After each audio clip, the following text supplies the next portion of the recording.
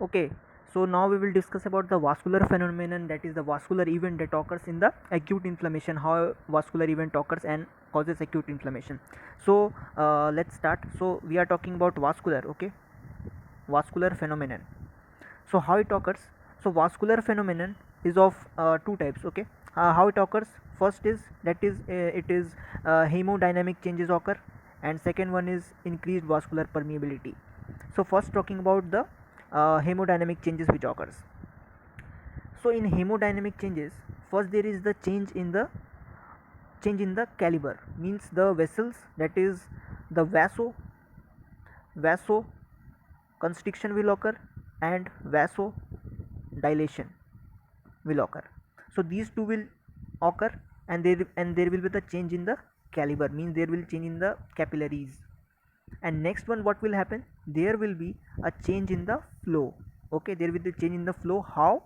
By stasis of blood and by margination. Okay, so let's know what is stasis. So when stasis of blood means what? Means there will be a decrease in the flow of blood. And margination, there will be a change in the means place of WBC and other cells and the plasma. Okay, so how margination occurs? Let us see. So initially here will be the plasma. Okay, here is the plasma and here is the blood vessels. Okay, when margination occurs, it changes to, here there will be the plasma and here will be the blood vessel, platelets, neutrophils, etc. So this is called margination. Okay, so overall, when vasoconstriction occurs and then vasodilation occurs, then stasis of blood occurs, and then margination occurs. So these four things happens, and what is caused, means what is the result of this? So result is hydrostatic pressure is increased. Okay, low protein fluid accumulates in the extracellular space, and third one is edema is caused. Okay, edema is slightly fluid filled, fluid is filled due to, means increase fluid, increase in fluid causes edema, you can simply call it. So these three causes, and that forms transudative fluid. Okay, transudative fluid. So these all event occurs in the hemodynamic changes. Okay, now let's come to the when vascular permeability increases. When vascular permeability increase vascular permeability, what happens? So there will be contraction of endothelial cells. There will be a direct injury. Okay, direct injury to vessels, and there will be a leakage.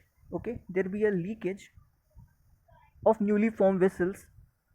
So these three will happen in if there will be an increased vascular permeability, there will be an increase in the gap of the vessels. So there will, why it is caused? Due to contraction of endothelial cell. So if there is an increased contraction of endothelial cell, there will be a direct injury, there will be a formation of gap, and the fluid means oozes out, and thus it forms protein rich fluid.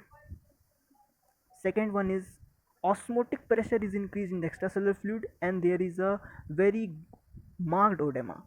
And in the hemodynamic changes, there was a slight edema, here will be a marked edema. So and these all causes the formation of exudative fluid. Okay, so these all causes the formation of exudative fluid. Here is the total vascular phenomena which I have explained very easily. Hope you like the video, and if you can't understand, repeat the video, you will certainly understand it.